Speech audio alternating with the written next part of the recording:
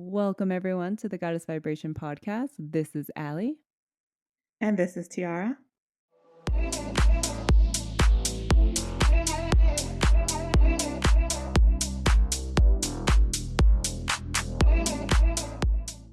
Today, we have something very special in store, and this kind of all ties back to current events going on in my life, and I'm sure others. And we were actually in a channeling session for our Patreon community, which you can find on our Patreon. And we were talking to our resignated relationship entity. Her name is Shakti. And she said something really, really interesting in the channel that I want to share. She was talking about cording and their energetic cords that can form between individuals. And these cords don't have to always be romantic, just to make it clear.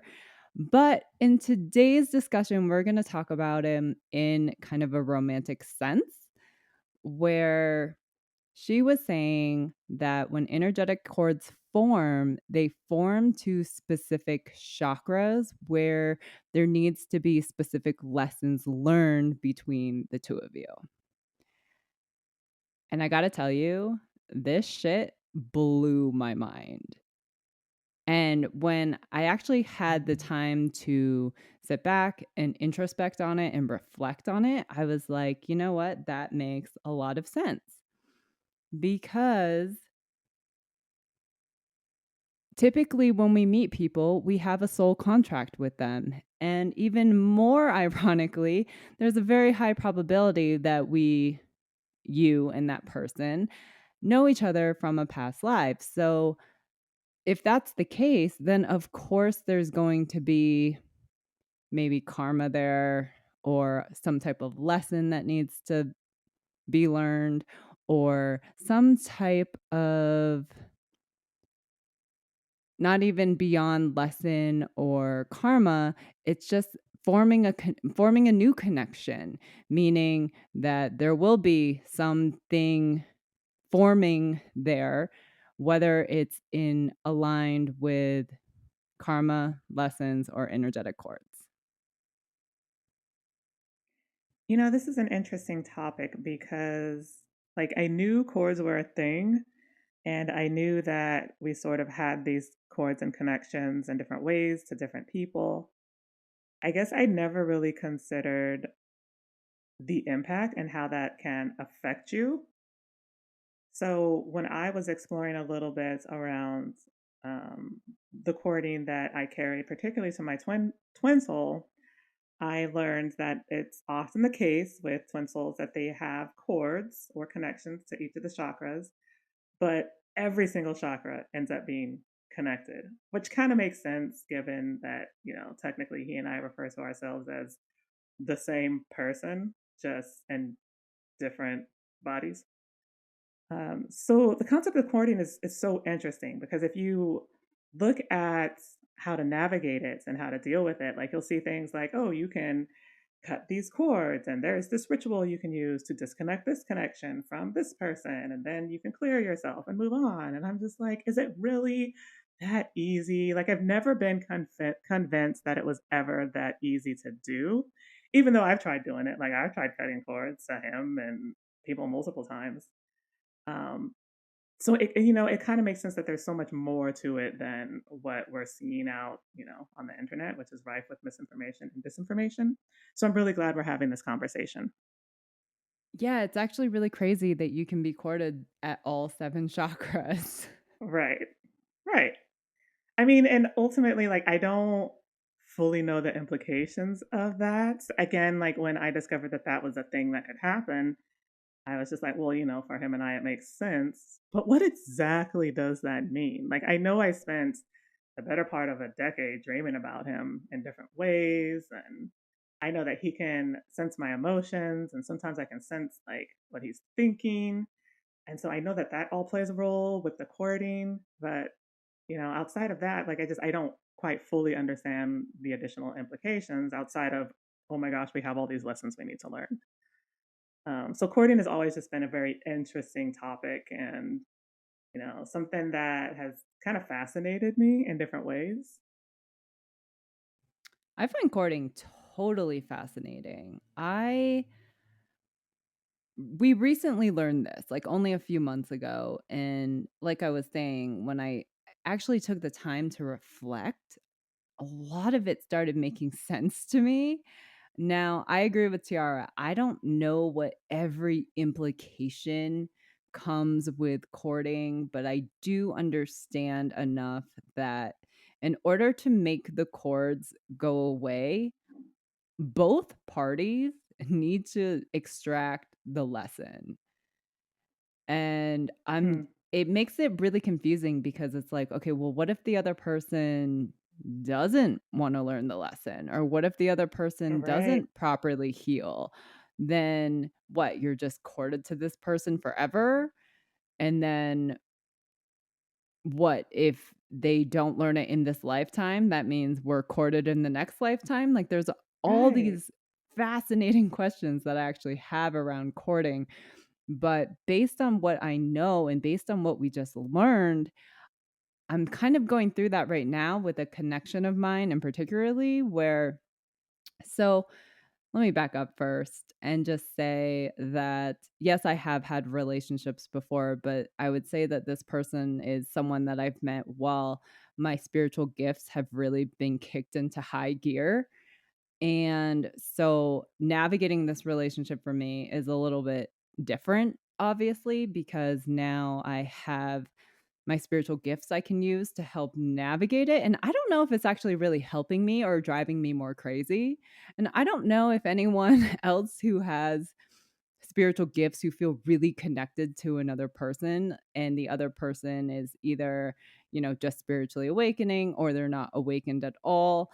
I'm just curious, how do you guys navigate these types of situations? Because I'm finding it's just a different experience. It's not good or bad. It's just different. And I can't make my spiritual gifts go away. So it's kind of like I need to figure out how to navigate it moving forward because I mean, there's going to be other people in my life. So it's not just it's going to basically what I'm saying is it's going to be a first time regardless, and this person just so happens to be the first time. But what I do find really interesting about it is because I have the ability to see auras and because I do have the ability to channel, I can get information from my guides or whoever I really need to get information from. I have that ability to get information. And I found out that like we are corded at like 5 chakras. And I was just like, okay, what does all of this mean? And according to my spirit team, they were just like, you guys have specific lessons you guys need to learn around these chakras. So if you guys are having questions about energy cords, and now that you know that they are corded around your chakras, and if you don't really know what the chakras are, and if you want to learn more, I highly recommend that you guys learn what the chakras are. Tiara and I do have an episode talking about the chakras. I'm not going to go in depth in this episode, but I do want to recap them. And so basically, the 7 main chakras, and yes, there are more than 7, but that's a whole different podcast episode. But the 7 main chakras are the root at the base of your spine. There's the sacral right below your belly button, which is like feminine energy. Then we have the solar plexus, which is masculine energy. Then we have the heart chakra, the throat chakra, the third eye, and then the crown. And each chakra is significant to every single person. And the chakras are wild because the chakras can be too open, too close, which I didn't know was a thing, or really like the main goal is to have the chakras be balanced. But obviously, that is very difficult for most people. I would say that the chakras are probably either closed or way too open. basically out of balance. And each chakra is actually very significant. And so when you actually learn about what each chakra is, its main purpose, and then you think about, okay, why do would cords be corded to that chakra? It becomes a massive rabbit hole. Like beyond a massive rabbit hole. And it's really, really wild. It is. And I remember, I think it was last year, I had my chakras evaluated. Now, the way it was done is I inquired with some individuals who have the ability to see auras and chakras, and they just sort of sent me a report of like the status of each chakra and the karma remaining in each of them. Now, as far as how accurate this thing is, I have no idea. But I did think it was very fascinating and very interesting. And one of the things that kind of blew my mind the most was apparently when it comes to your solar plexus and your sacral chakra, those are like feminine and masculine energy balance. So if one is off, then the other one kind of shifts in some ways to compensate. And so they reported that I had that going on, and that for the most part, all my chakras still had like a specific percentage of karma remaining in them that I needed to work through. And it was very, very fascinating. And they even gave things like the color of the chakra and which way the energy was spinning. And like it was a very interesting report. I'd had never had anything like it. But it did give a little bit of a sense of some of the things that I needed to work through within specific chakras. So, for example, when it comes to like the heart chakra and the throat chakra, which is where I think I had some things that needed to be worked on. For me, I know that my focus needed to be on like listening more, speaking more authentically and expressively, and not just listening but hearing, because for me, for a very, very long time I kind of struggled where people would tell me something and I would hear something different, which is a throat chakra. As crazy as that sounds, that could potentially be a throat chakra issue. So that kind of stuff. And it was very, very eye opening and very insightful. And it was kind of like the first time that I really dug into the chakras, the impact of the chakras, and how it can affect things like your mood, your emotions, and even your aura. I actually had that same report done and I totally forgot about that report. Tiara's right. It is so fascinating. Oh, yeah. I went into like a total chakra rabbit hole after that. No, I think that's fantastic. I loved my report. Now, again, I also don't know how accurate this thing is. I mean, but it was really, really interesting. And I have actually even checked on it with my guides, and they were like, no, like most of it's really accurate. There are a few things here and there that we would disagree with, but for the most part, it was fairly accurate. And I was really surprised.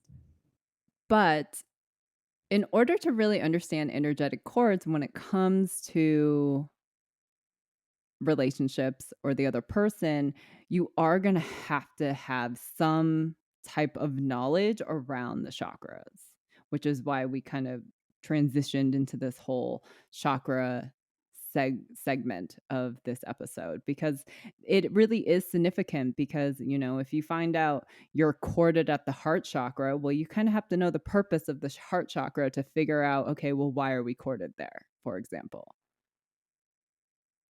Now, have you gotten any insights into that with the circumstance you're currently dealing with, as far as like why those specific chakras are corded?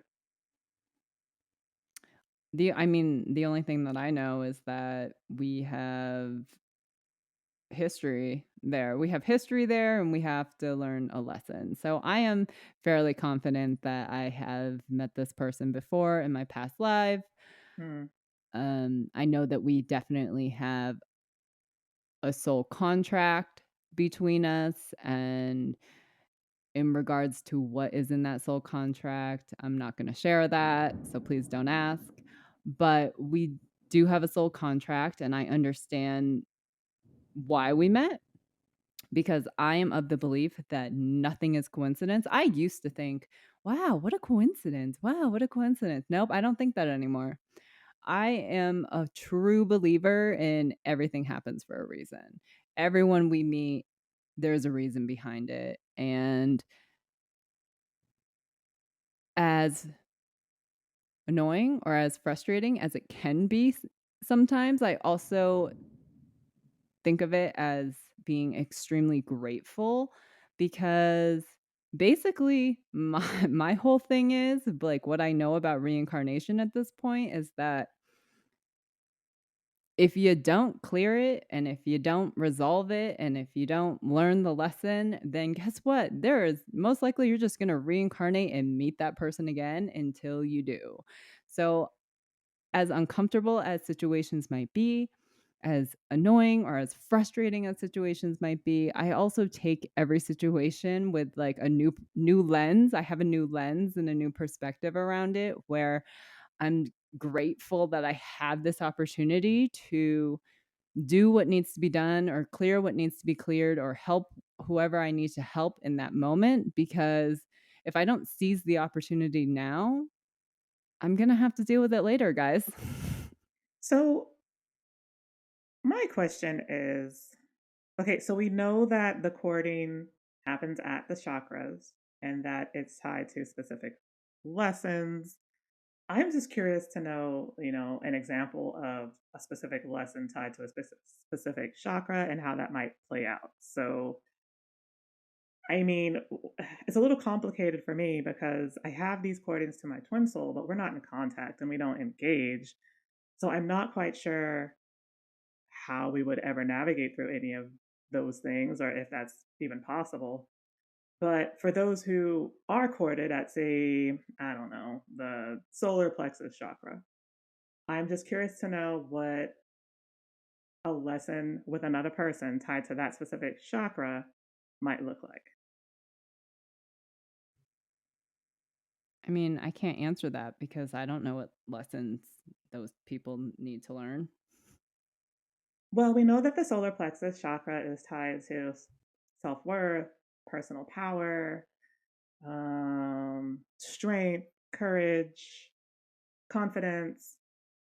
So I'm wondering if, this is just me speculating, if someone's courted to someone in that area, if it's the type of thing where they're both working through confidence issues, or maybe they're both working through self worth issues, but in different ways. Like, I'm just kind of curious to know how, what it might look like, and like when it comes to the courting and what needs to be learned.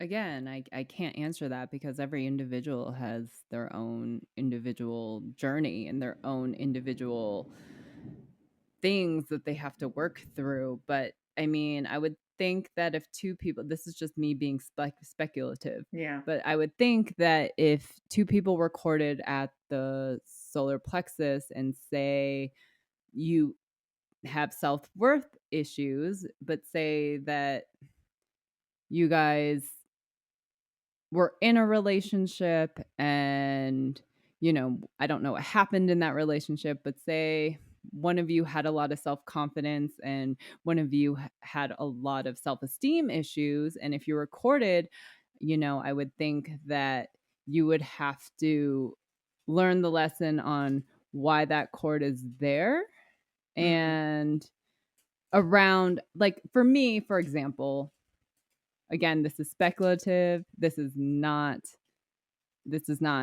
applied to me in my current situation, but I would just say that if I was with someone who destroyed my self-esteem, let's just say I was self-confident when I met them, but that relationship destroyed my self-esteem, you would think that accord would form there, and then I would have to learn lessons on what happened to destroy my self-confidence, like what happened in that relationship for me to go from this very confident person to this very low self-esteem, and where did it go, why did it happen, and how do I get it back?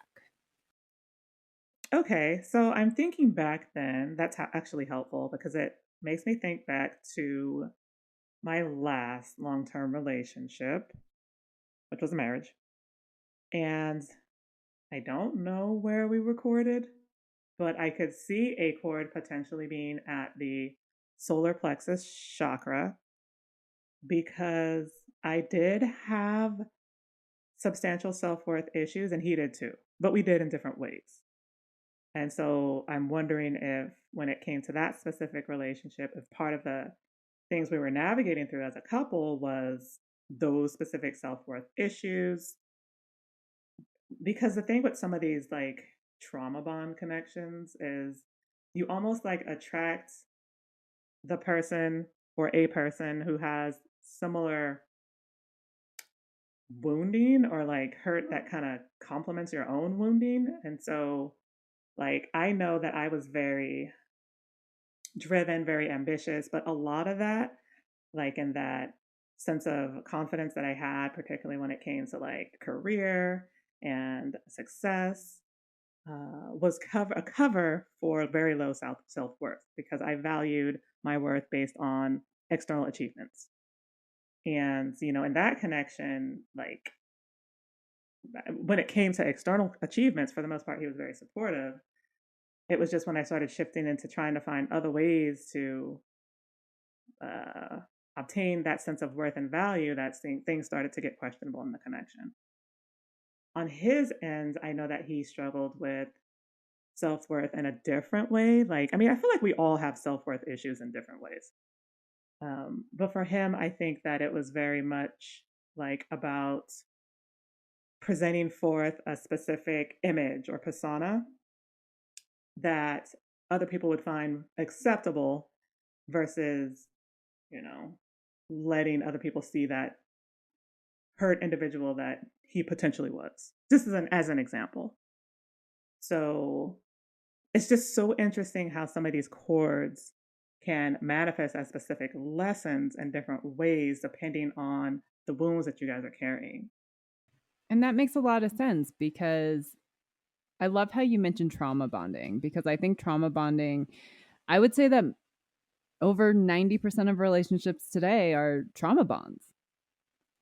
And I would say that that makes navigating a relationship even that much harder. Because when we trauma bond with someone, we're bonding with a person that has similar wounding or someone that at least understands you. And when we have trauma and when we feel so misunderstood, all we want, what those misunderstood people want, is to feel understood, to feel comforted, to feel like we have purpose, that someone actually understands us. Because when we feel like someone understands us, we don't feel so alone. And when we don't feel so alone, that's when we kind of get attached into these trauma bonds that are not particularly healthy, but we latch onto them because it's like we find people so few and far between who actually feel like we are understood, like someone gets me. And so if you actually think if the relationship is a trauma bond, then it actually makes sense that all these cords are going to be connected at the chakras where we need to learn similar lessons. So I would say that when it comes to, I mean, all of that makes total sense. But I really strongly get the impression when it comes to a lot of these trauma bonded connections that people just sort of gravitate to another person who might not necessarily be for their best and highest, but there's like this gravitational pull that you feel to this person. And if there's this instant connection and chemistry and attraction, which is obviously there for a reason, I really get the impression that a lot of people in these trauma bonded connections are also seeking validation. Like they're seeking validation for something that they're seeking validation in a relationship for something that ultimately they should be working on themselves about anyway. But as we know, for whatever reason, when it comes to humans, we seem to just learn best in the context of a romantic relationship. Romantic relationships just have this ability to mirror and show us to ourselves in ways that we might not get elsewhere. And I think that for that reason, courting is so important and it's so significant because those lessons are so incredibly transformative.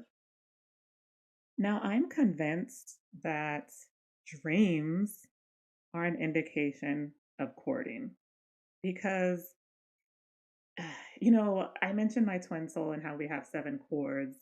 We were absolutely and are absolutely connected at the third eye and at the crown chakra. So, like the dreams that I would have were just, they were not always, but many times they were so vivid and they felt so real. And to this day, I don't think I've ever had any dream as vivid with anyone else as I have with my twin soul. And I've had a couple different types of dreams when it comes to him. I've had dreams where, like, we were just interacting. I would just see him, we would talk. I've had dreams that felt like premonitions sometimes, or maybe he was giving me a message or trying to tell me something. I've had dreams where I would just be in the dream and I couldn't see him, but I could feel him. And like, I just had like the sense that he was there. And it wasn't like there was a message or anything. It was almost just like this sense of, hey, I'm here and I'm not going anywhere. Like, that's almost what it felt like. And then I've had dreams that were just incredibly vivid. They had a meaning to them, they meant something, there was a message behind them. And I remember specifically a dream that I had that he was driving us somewhere. And for whatever reason, a lot of the dreams that I've had with him have been in a desert. I don't know why, but I think ultimately it's indicative of just the journey itself and how difficult it is and how we've sort of got to this place where we disconnected from ourselves and disconnected from each other in a way that it created like this void. Like, not that the love wasn't there, but that we weren't showing it and using that and embodying that the way we should have. So instead of, say, for example, an oasis, which might be more indicative of love being present there in some way, water is a very love based energy. We saw desert, which is like dry and dead and empty. I know that sounds kind of morbid, but like there's symbology behind a lot of these things when it comes to your dreams. So we were in a desert, and I remember he was driving me somewhere, and I just remember being like, why is he driving? Like, I know he doesn't have the best vision. I don't know where we're going or why, but why is he the driver? And it almost felt like it was saying, you need to let me be the masculine. Like, you need to let me take a little bit of the charge here when it comes to the direction of this connection. And I admit, me being the mental body, that I was excessively masculine, like so incredibly masculine, like especially in my waking life when it came to work and pursuit and career and achieving and attaining and sustaining and making choices and decisions. Like, you almost have to get into that masculine place or that masculine space. So I got the sense that that's kind of what the message was. And it was so, so vivid and so cool. At the time, it wasn't clear because I was just like, what is this about? But as I reflected on it, I was just like, huh, this makes so much sense. And I think it was the next day that we actually reconnected after being separated for 11 years. That's so fascinating because I think me and this person are also courted at the third eye, and ironically enough, because I am in contact with this person and because I have ample spiritual gifts, I ended up messaging this person and I was like, "Hey, by chance, have you been dreaming about me lately?" And he responded to me and he was like, yeah. Why?" And I was just like, because I haven't dreamt about this person specifically, but I have received, like, messages in my dream. And when I say messages in my dream, it just kinda came through as, like, one of them came through as a text message on my phone that was actually really relevant to our situation, which was really wild, and then the other one was a channeled message in my dream, and I still remember the channeled message to this day. And this person was all like, "Oh, no, I, like, Mm. had full on dreams about you." But ironically enough, it was, like, the same nights, and my freaking mind was blown because I have always had this theory, right? There's all these theories about if you're in no contact with someone or if you even are in contact with them, but most likely more interesting so if you're in not no contact with them. Yes. There's all these theories saying, have you ever just been going about your day and all of a sudden this person pops into your head and you're just like, "Whoa, where did that come from? Why am I thinking about this person?" Well, the theory goes is that that person is also thinking about you. And so I was just like, I wonder if this applies to dreams." Now, I haven't had like we are in contact, but we're not in contact very often. And so I just sent him a message and I was just like, "Hey, I have a question I got to ask you. By chance, have you been Wow. dreaming about me recently?" And they responded and they were just like, "That's crazy. Yes, I have." And I was like, "That's also crazy because I have had bits and pieces and messages about you in my dreams too." And this isn't the first time that this has happened to me. So, like, I have another friend and we just so happen to be soul family, but at the time I didn't know that we were a soul family. So this actually makes a lot of sense now, but back then it didn't, where um we would just dream about each other. And we would dream about each other the exact same night.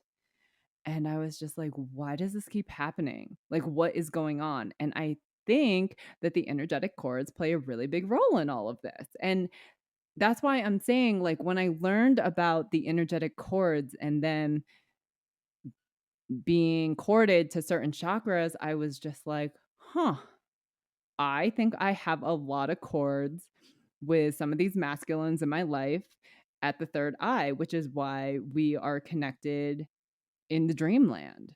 And I think it's wild.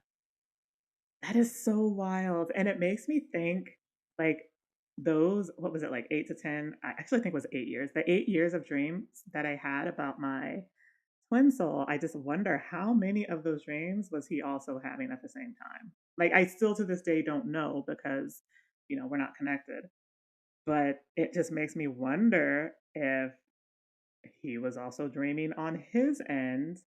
Although it seems like when that happens, that they might not necessarily dream the same thing. Like, you guys might both be dreaming, but it might not be the same type of dream, is what it sounds like. Right. I can't say that we have been aligned in the same dreams. Now, I have had one instance where we dreamed the exact same thing with someone. Really? The exact same thing, thinking like, so were we just because if you're into spirituality, everyone says that the soul ends up leaving the body every single night while you're sleeping. That's a theory about that we have these outer body experiences and we can navigate the dream world or the real, quote unquote, real reality because the human body is just a vessel to help you exist Hmm. on earth. And so they say, like, when we're sleeping, that the soul leaves the body and either astral travels or quantum jumps or quantum travel or dream walks into other people's dreams. And I am of the belief that two souls can meet in the astral. And if by chance the human body vessel can have that dream, and if it's vivid and if it's lucid dreaming and it feels so real, I have questions on whether or not that is and if the other person's having the exact same dream as you, is if you actually met that person's soul in the astral and you were both fortunate enough to lucid dream it, And I think the dream space is totally fascinating, and I have a love-hate relationship with dreaming because when I lucid dream at least, I'm exhausted the next day because I feel like I got no real rest.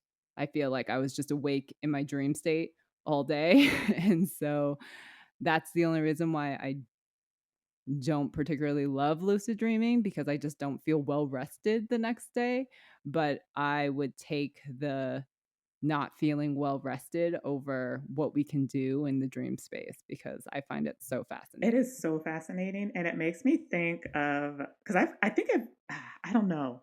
I've had these dreams where they feel super super vivid. Now I'm not a lucid dreamer. Like I'm barely a dreamer. Like I rarely dream.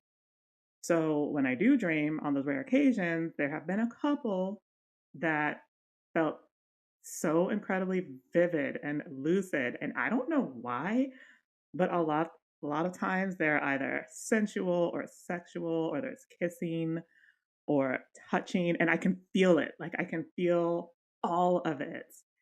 And I've just wondered a couple of times, like, was this something else? Like, just like in the back of my mind, just kind of having that thought, but not being sure and not knowing either way. Where I could see potentially it being like some type of travel or dual connection in the astral space or something like that. So, man, that's just so mind blowing that that is something that could potentially be happening.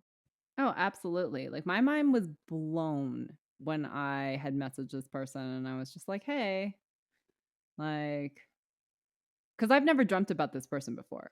I mean, like, let's just make that clear. And then all of a sudden, like over a weekend or over a course of like 3 days, I'm having dreams about this person. And I'm just like, huh, I wonder if they were having dreams about me. And I was fortunate enough to be able to be in contact with this person to validate my Hmm. suspicion. And to receive confirmation, I was just like, "Huh, I don't know what to do with that information yet," but, yeah, my mind's blown. That's wild. So wild. So I think there's a lot of really interesting things when it comes to these connections that you make with these people and the chords and how it affects us, and, I definitely think that the whole hey, you're just going about your day and all of a sudden this person just pops into your head, and how they say that happens because that person is thinking about you. I would think that you would be courted at the crown. Yeah, I was thinking third eye or crown. Yeah. Okay, then. So then let's take it to the heart chakra because I wonder if people who are courted here are meant to learn a lesson specifically around unconditional love or true love. Um, so I don't know when it came to my last long term relationship if we had a heart chakra connection. Like, I know that there was love there. It's just, for whatever reason, like, when it comes to these romantic connections, these intimate connections, the love always feels different. Like, it's never the same. And so I wonder if that's because sometimes you are corded to the heart chakra and sometimes you're not corded to the heart chakra. Like, I'm not sure. But I do know that when it comes to that heart chakra connection I have with my twin soul, that it just feels so incredibly different. Like it's more intense and it's beautiful and it's transformative in ways that are not transformative in other connections I've had. Like the transformative component of the love with my twin soul is so incredibly unique. And so I just wonder sometimes, like, if people have that heart chakra connection, if it's tied to needing to learn a specific lesson around that deeper introspective love. That's interesting. I would say that there's probably also lessons around heartbreak too. Yes, Yeah. yes. I could see that too. Uh Or like disappointments. Right, right. I mean, it's not guys, again, spirituality is not all about love and light. It is not.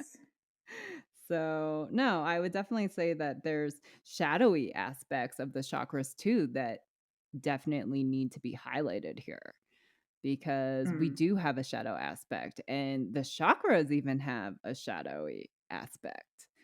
Like a mhm, lot, like for example, moving away from chords here for a second, at the root chakra, that's where we have a lot of fear and we carry a lot mm, of scarcity mindset. And when the root chakra is unbalanced or too open or closed, then we let that fear and we let the ego kind of take control of our everyday lives, our daily decisions, everything that affects us. And it, that's why it's the root. If we can't get past the root, it's going to be really, really hard to use your upper chakras. mm. You know, it's interesting that you say that because I think that energy moves up the chakras, right? So if you're stuck in fear and lack, I don't know that the energy goes up past the root chakra. Well, it can, but you have to understand that like the majority of the population operates from the lower 3, if not Right, the lower 2 chakras. I mean, the only right, reason why right. you would be able to access the other 2 chakras, the sacral and the solar plexus, is because it is the masculine and feminine energy. And Mm, so the sacral, for example, is because we talked about the solar plexus being about personal empowerment and your confidence and, that mm, masculine energy. But the sacral is that feminine energy where it is really tied to like our creativity and, the emotions and those feelings of though in of basically feminist energy, but I'm just saying if it's out of balance, if your sacral is out of balance, then yeah, you are going to have a lot of creative blocks and you are right. going to really struggle with emotional intelligence and you're going to struggle with your intuition. And so those are some of the if your sacral is blocked, then yeah, you're not going to be in tune with your intuition. And we need our intuition. Our intuition is so intricate and so important to our everyday lives. And so if it's not opened and balanced and used properly, I mean, if your bottom 3 chakras are blocked, to just put it frank, a hot mess, then you're going to have a really hard time functioning in today's world. Mm, yeah. Yeah, and I think that unfortunately, a lot of people that operate from the lower three chakras are stuck in states of not just fear and stagnation, but like I think you see a lot of like the depression and the disempowerment and the uncertainty, especially today, since our world is technically on fire. So when you're stuck in those three chakras, like you're gonna have a bad time, unfortunately. Right. So, navigating the chakras as an individual is difficult enough. So, now imagine navigating chakras with energetic cords tied to another individual. So I want to clear up this whole thing about being able to sever cords because for whatever reason, this belief, especially in New Age, is rife that you can just simply imagine some scissors cutting all your cords to all these individuals and then everything will be fine and dandy. We're learning that that is not the case at all. And I know it's not for me because I've tried multiple times to sever my cords to my twin soul, and it's just never been possible. And I've talked to other people who have tried to sever their cords and they're like, "Yeah, I do the visualization and I see the cord and I imagine the scissors and I see it cutting." And I'm like, "Great, it's done." And Nope, it definitely comes back. Like, people I have met multiple people who have tried this method of cutting the cords, and almost all of them have said, "No, I can guarantee you somehow the cord came back." And I'm just like, "Yeah." Right. Because I don't think it's as simple as just visualizing and cutting the cord, because if if the cord gets formed for a specific lesson, I don't think it's as easy as just, like, snipping it and being like, "Okay, done, I don't have to learn the lesson now." Because that's not how the Right. universe works. Right. Right. It's just I see so much of that, of people seeking that, and I see people offering services for it, and I'm just like, I don't think this is how you one should pursue severing their cords. Ultimately, it comes down to needing to learn the lesson that the connection is teaching you. And that's the whole, at least how I've looked at it, that's the whole point of that mirroring component of the connection that you might have to someone is the other individual is showing you what you need to work on about yourself, or at least pointing out those things to you that need your attention in some type of way. And for whatever reason, I think we just kind of get lost in like the emotions of it. And then we get frustrated and we get angry and then we don't want anything to do with this person. And this person did this to me and they did that to me. And then there's a lot of hurt feelings. But when it came to a lot of the chords with my twin soul, like a lot of them I looked at as opportunities to try to at least work through some of the stuff. Like, I'm not privy to everything that's there and everything that needs to be worked on, but I've tried to look at it that way. And for me, that's been immensely helpful. Like it's been very, very helpful. So I think for a lot of people, if they could just kind of shift their perspective a little bit and look at it as opportunities to see, okay, what is it about myself that I can learn from this connection, that I think people would feel a lot better about these chords and not feel the need to just sever and chainsaw or whatever else people are doing to try to get rid of their chords. I am of this strong belief it's gonna come back around in one form of or another, that if you need to learn the lesson, the universe is gonna present you another person or the same Oh person yeah. so you can learn the lesson. Right, and I've I've seen people complain about like, "Oh my gosh, I met this person, we didn't work out.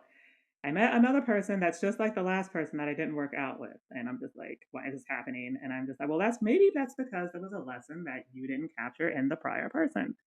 And when that's the case, that's typically what happens. Not to scare anyone or, make you guys feel like it's just a terrible, terrible thing, but if you would shift your perspective a little bit and look at these relationships as opportunities, I think, the process wouldn't be so frustrating for us. Right, right, and that is something that and I mean, I get it, you guys, it's hard. It's really, really hard to be like, "I just wanna be done with this person," you know? It's like, I'm trying to Yep. move on from this person, and it just feels like this person Hmm. just comes back and continuously haunts you, and you're just like, "Ugh, why? Go away." Right. Oh my gosh. It's driven me so insane. Now, I know that I'm unique in that regard. Like, I don't know how many people have 7 chakra connections to other people. I don't know how common that is, but it's been a lot to try to unpack and navigate because that means that there is so much there in each and every single chakra that needs to be looked at and needs to be explored and needs to be pondered. So I know for me, it's kind of driven me insane. It's like kind of similar to how it's affected Ali, and that like their energy is like just there all the time and you can't get away from it ever. And there's literally nothing you can really do, especially when you guys are not in contact. Oh, that's the worst. It's just, yeah. It's, yeah. If you're not in contact with that person, you're just like, "What do I do?" Right. It's like, what do you do? Like, and I honestly don't know, and Ali, you alluded to this earlier, that you can resolve the chord without the other person. I don't know if that's possible. I am of the belief that it is possible. I am of the belief that it is possible because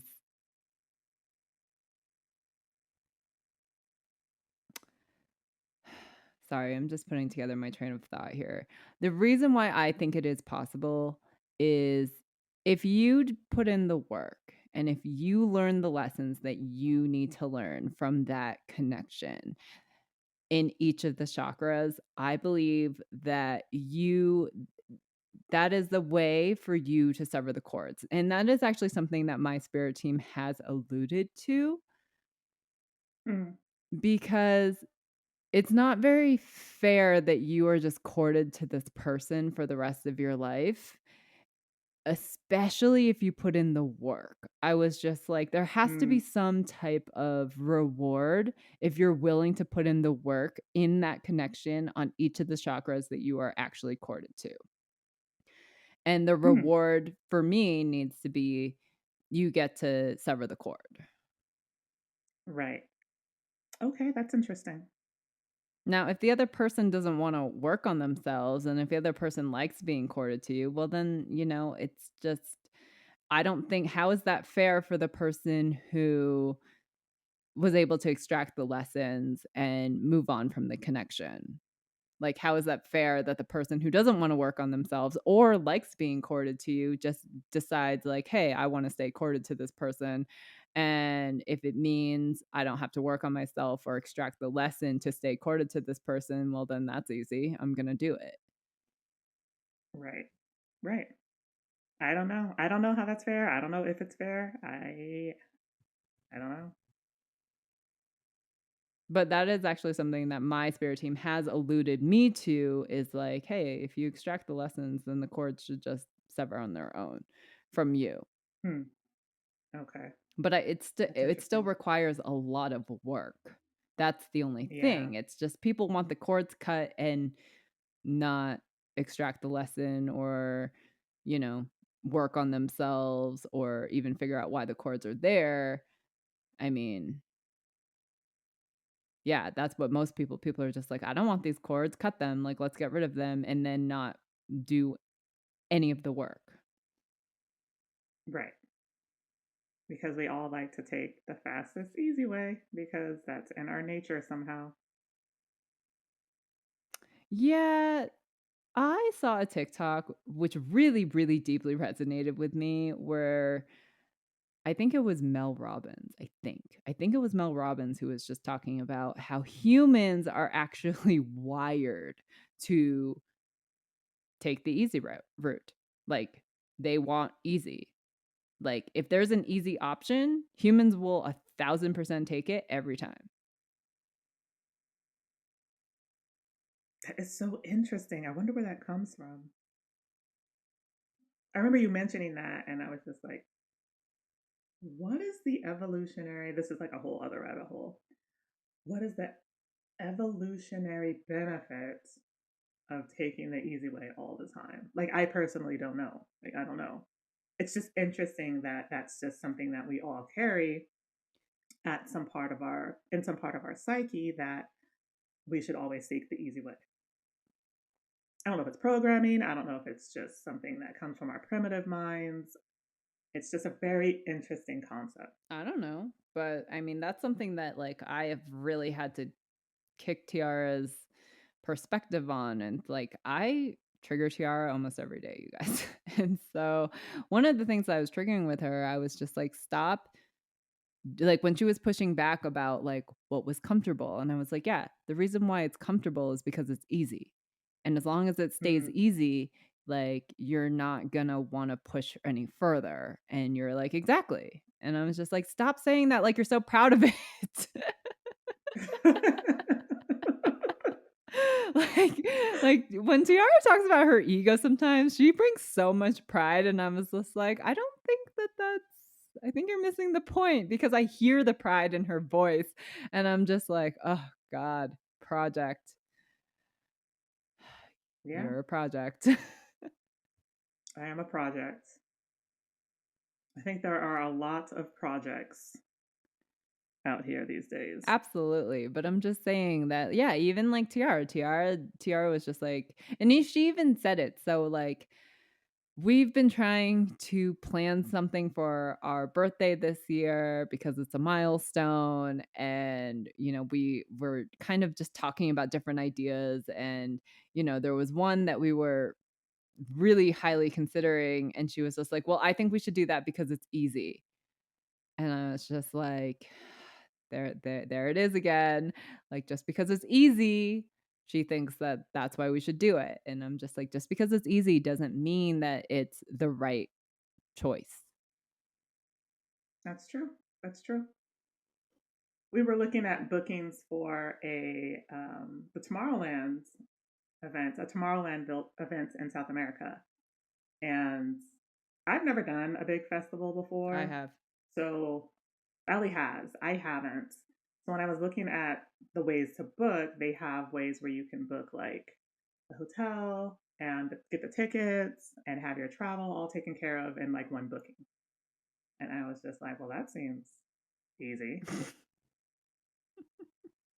especially for, someone who's never done this before. I was like, yeah, I mean, if I had the means to do it, I'd probably do it that way, Right. It's at least for a first right. It's experience. just obviously more expensive to do it that way versus doing it ourselves. And I was just like, yeah, it's just interesting because it's just an example of really like the how just highlighting humans like to take the easy route. It doesn't mean that it's better, it doesn't mean that it's right, it's just if it's easy, they're Hmm. gonna do it. Hmm. Yeah. And so I find it really interesting that all these people who are aware of chords and know chords are there, their solution is just like, okay, I'm just gonna hire someone to cut it, or I'm just gonna visualize the chord and cut it myself. And I'm just like, if it were that easy, everyone would do it. Oh, I know. I know. If it were that easy, cord cutters would make a killing. Right. Right, because it's not that easy, and I understand why people want easy. I mean, obviously, it's easy. It doesn't require much effort. It doesn't require you to really work on yourself. It doesn't require any, like, mental strain or uncomfortableness or distress Hmm. into your life, because who wants that? Who wants their life rattled with needing to figure something out or needing to problem solve or needing to, navigate the shadowy aspects of ourselves to figure out, like, why are these chords here, or why is this person in my life, and what lesson do I need to learn? And people don't think that. People just think that, that person is there to bring me happiness and the relationship should Hmm. be easy. And people want just smooth sailing. People don't wanna be in a relationship where they argue with the other person. People don't wanna be in a rela like, people want easy relationships. Hmm. I don't know that there's any such thing as an easy relationship. Like they all require work, they all require efforts and consistency and communication and authenticity. Like, I don't know if there's any way around that. Oh, I would say that there isn't. I'm just saying, but that's why so many relationships aren't going so well, and Oh, yeah. that's why people aren't dating. It's because no one really knows how to speak authentically, and we try to go into these roles, and, like, we looked for the wounded aspects of ourselves, and we trauma bond with people. And then we have people who have this savior complex of, I'm going to save you, or I'm going to fix Oh, you, or yeah.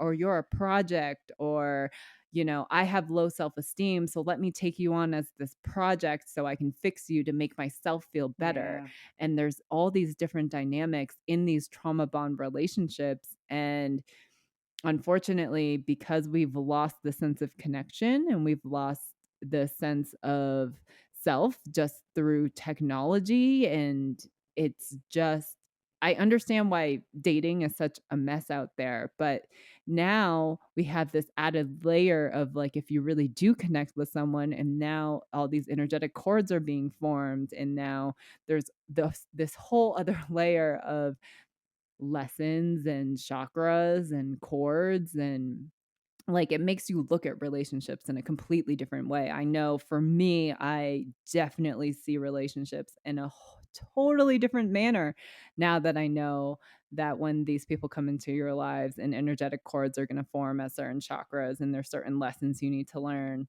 I'm It's Mm, probably going to make me a lot more selective moving forward. Not that I'm not selective, it's just or picky. I really am.